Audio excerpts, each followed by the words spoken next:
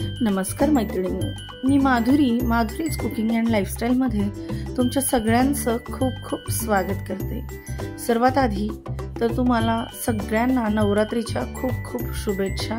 नवरात्र सुरू झालेले आहेत आणि आज आपण नवरात्रीमध्ये कुठले नियम पाळायचेत उपवास करताना ते बघणार आहोत। चला तर मग सुरुवात करूया। नवरात्र म्हणजे देवी दुर्गेचे आगमन। पृथ्वी आणि या 9 दिवसांमध्ये भक्त देवीच्या 9 रूपांसाठी विशेष पदार्थ करण्याबरोबरच पूजा आणि प्रार्थना करतात। अनेक भक्त त्याची भक्ती व्यक्त करण्यासाठी उपवास करतात। काही पूर्ण 9 दिवस उपवास करतात तर काही जण उत्सवाच्या सुरुवातीला किंवा शेवटी जोड्यांमध्ये उपवास करतात। नवरात्र उत्सव सुरू झाला असून सगळीकडे जल्लोष बघायला मिळतोय। नवरात्रीमध्ये दुर्गा देवीच्या 9 रूपांची पूजा केली जाते। पुष्कळ भाविक विधींसह कलश स्थापना, घटस्थापना करून 9 दिवस उपवास करतात, माळ लावतात, नंदादीप चालू ठेवतात। यंदा शारदीय नवरात्र उत्सवाची सुरुवात 3 ऑक्टोबर पासून 12 ऑक्टोबर म्हणजे दसऱ्याच्या दिवशी समाप्त होईल। दसरा 12 ऑक्टोबरला साजरा केला जाणार आहे। नवरात्रीच्या दिवसात उपवास करताना नियम जे आहेत ते आपण बघणार आहोत। नवरात्रीच्या पहिल्या दिवशी कलश स्थापना आणि घटस्थापना करावी। नवरात्रीच्या 9 दिवसांमध्ये ज्यांनी व्रत केलं आहे त्यांनी चप्पल घालू नये आणि चामड्याच्या वस्तूचा वापर करू नये। नवरात्रीमध्ये कन्यापूजन करावे।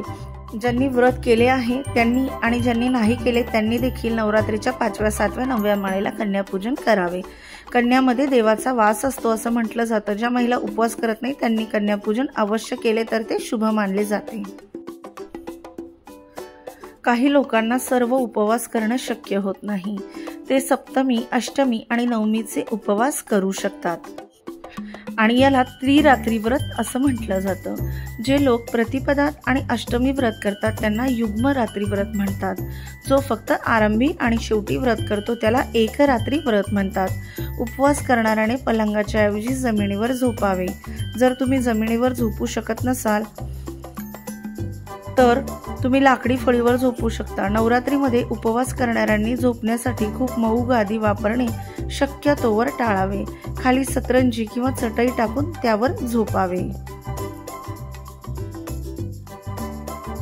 उपवास करणाऱ्यांनी जास्त अन्न खाऊ नये। शक्य झाल्यास फलाहार करावा। व्रत करणाऱ्या व्यक्तीने ब्रह्मचर्य पाळावे। कुणालाही शिव्या देणे टाळा। व्रत करणाऱ्या व्यक्तीने आपल्या इंद्रियावर नियंत्रण ठेवावे। उपवास करणाऱ्यांनी उपवासाच्या काळात नखे किंवा केस कापू नये, दाढीही करू नये।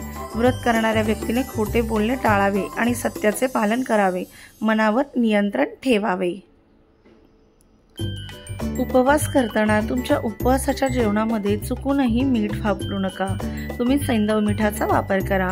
गहू, तांदूळ यासारख्या धान्यांपासून दूर राहा। कांदा, लसूण यासारखे पदार्थ टाळा। शेंगा, डाळी, तांदूळ, मैदा, कॉर्नफ्लॉवर, रवा याचे सेवन करू नका। जे लोक व्रत पाळणार आहे त्यांच्यापैकी बहुतेक लोक जास्त अन्न न घेता ते पाळण्याचे ठरवतात। उपवासात तुम्ही जे सामान्य अन्न खाऊ शकता त्यामध्ये फळे, सुकामेवा, नट्स, दुग्धजन्य पदार्थ याचा समावेश होतो। तुम्ही साबुदाण्याचे पीठ, कुट्टूचे पीठ, काकडी, टोमॅटो, बटाटे, धणे, हिरवी मिरची इत्यादी भाज्या वापरू शकता।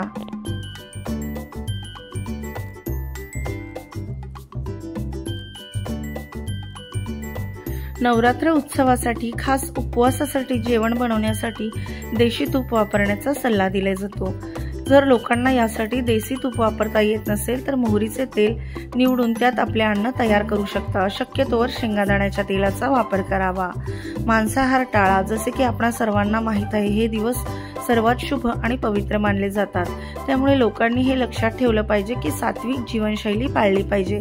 मांसाहार करू नका, अंडी, लसूण खाऊ नका, कांदा खाऊ नका असे मानले जाते की हे घटक आध्यात्मिक पद्धतीमध्ये हस्तक्षेप करतात। भाविकांनी जड अन्नपदार्थ किंवा तळलेले पदार्थ घेणे टाळावे, कारण ह्यामुळे अन्न पचण्यामध्ये समस्या निर्माण होऊ शकते। हलके आणि सात्विक अन्न सेवन केल्याने तुमचे शरीर ऊर्जावान बनते। उपवास करणाऱ्यांनी जास्त अन्न खाऊ नये। शक्य झाल्यास फलाहार करावा। व्रत करणाऱ्या व्यक्तीने ब्रह्मचर्य पाळावे। यासोबतच वागण्यात क्षमाशीलता, औदार्य आणि उत्साह असायला हवा। उपवास करणाऱ्या व्यक्तीने वासना, क्रोध, लोभ आणि आसक्तीपासून शक्यतोवर दूरच राहावे। नवरात्रीचे 9 दिवस आध्यात्मिकदृष्ट्या महत्त्वपूर्ण कालावधी आहे, म्हणून लोकांनी या दिवसामध्ये नखे कापणे आणि मुंडन करणे टाळावे। या दिवसात नखे कापणे आणि मुंडन केल्याने नकारात्मक ऊर्जा आकर्षित होऊ शकते आणि ते शुभ मानले जात नाही, म्हणून ह्या काळात जे जसे आहे तसेच ठेवणे चांगले। भक्तांना सल्ला दिला जातो की त्यांनी घरात विशेषतः पूजा खोलीत स्वच्छता राखावी। स्वच्छतेमुळे सकारात्मकता आणि उत्साह येतो। जे भक्त रोज माँ दुर्गेची उपासना करतात त्यांनी स्वतःला स्वच्छ ठेवले पाहिजे, ज्यामध्ये सकाळी स्नान करणे, कपडे बदलणे, ताजे हार आणि फुले वापरणे समाविष्ट आहे। नवरात्री हा 9 दिवसाचा कालावधी आहे आणि हे दिवस अतिशय शुभ आणि देवी दुर्गेला समर्पित आहे, म्हणून लोकांना विविध धार्मिक आणि आध्यात्मिक पद्धतीमध्ये सामील होण्याचा आणि मूर्तीला आवाहन करण्यासाठी, सकारात्मक ऊर्जा मिळवण्यासाठी विविध पूजा विधी करण्याचा सल्ला दिला जातो। ध्यान आणि मंत्राचा जप करण्याची ही योग्य वेळ आहे। दररोज तुम्ही दुर्गा सप्तशती ग्रंथाचे पठण केले पाहिजे, ज्यामध्ये तुम्ही हे शिकता की माँ दुर्गाने इतक्या राक्षसांचा पराभव कसा केला। व्रत करणाऱ्या व्यक्तीने खोटे बोलणे टाळावे, सत्याचे पालन करावे, मनावर नियंत्रण ठेवावे, कुणालाही शिव्या देणे टाळावे। व्रत करणाऱ्या व्यक्तीने आपल्या इंद्रियावर नियंत्रण ठेवावे, सर्व प्रकारच्या तामसिक भावनांचा त्याग करावा। एखाद्याने कोणत्याही इंद्रियाचा गैरवापर करू नये।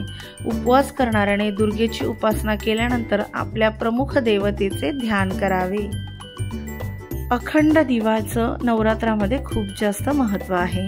अखंड दिवा लावण्यासाठी साजूक तुपाचा वापर करावा। आपण तिळाच्या तेलाचा दिवा लावू शकतो। मोहरीचे तेल शुद्ध असल्यास त्याचाही वापर करू शकतो। तेलाचा नंदादीप आणि तुपाचा दिवा दोन्ही देखील एकत्र लावू शकतो। अखंड दिवा देवी आईच्या उजव्या बाजूला ठेवावा, पण जर तेलाचा दिवा असला तर त्याला डाव्या बाजूस ठेवावं। दिव्याला वारं लागू नये म्हणून त्याच्यावर काचेचे झाकण ठेवावे। संकल्प पूर्ण झाल्यानंतर कधीही दिव्याला फुंकर मारून विझवू नये। दिवा स्वतःच शांत होऊ द्यावा।